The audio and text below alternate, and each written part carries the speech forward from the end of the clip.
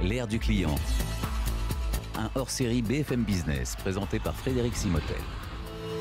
Avec nous, Pénélope Simoneau, directrice générale adjointe marketing communication Wonderbox. Bonjour. Bonjour. Comment vous le voyez évoluer aujourd'hui, ce service client, justement à l'ère de ce client de plus en plus connecté? Alors justement, comme vous le disiez, on a plusieurs cibles qui sont toutes aussi stratégiques, entre les clients qui nous achètent, les clients qu'on appelle les bénéficiaires qui nous utilisent et tout notre réseau de partenaires qui sont les hôtels, les restaurants avec qui nous travaillons.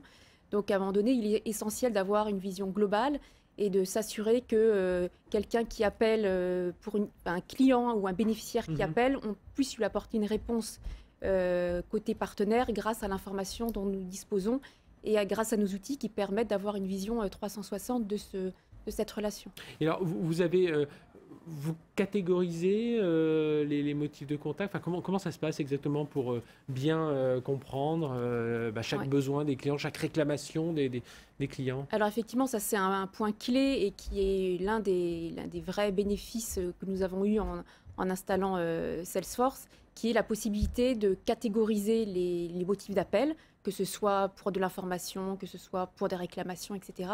Et qui nous permet de connaître de façon très fine, d'avoir des reportings très clairs sur les raisons, les raisons des appels et surtout derrière, parce qu'une fois qu'on a l'information, c'est bien beau, mais c'est de permettre de l'utiliser, de l'exploiter et d'améliorer notre service quand on identifie des points des irritants. Donc ça nous permet derrière, au niveau marketing, au niveau produit, de régler des dysfonctionnements s'il y en a. Alors, Pénélope Simoneau de Wonderbox, on a un aspect aujourd'hui quand on parle du client connecté, c'est un client de plus en plus social, on va dire, très présent sur les réseaux sociaux. Là aussi, c'est un canal qu'il faut forcément analyser. En plus, là, le mauvais buzz peut aller très vite, enfin le bon buzz peut aller très vite, mais le mauvais buzz aussi. Donc là aussi, vous anticipez, comment vous travaillez? Alors effectivement, c'est un élément clé parce que beaucoup de choses se passent dans les réseaux sociaux.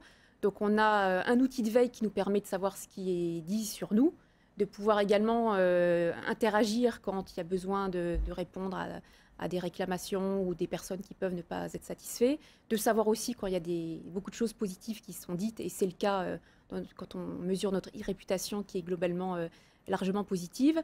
Et l'autre aspect, on a nos propres réseaux sociaux, Wonderbox, que ce soit Facebook, Twitter ou Instagram, donc là qui nous permet également d'être plus en push, notamment de faire partager des expériences clients, parce qu'on est vraiment, nous, chez Wonderbox, sur de l'expérientiel et de mettre en avant nos partenaires qui sont également notre raison d'être, et de faire comme ça vivre notre communauté clients et partenaires et également interagir puisque ce sont des réseaux d'interaction avec nos clients.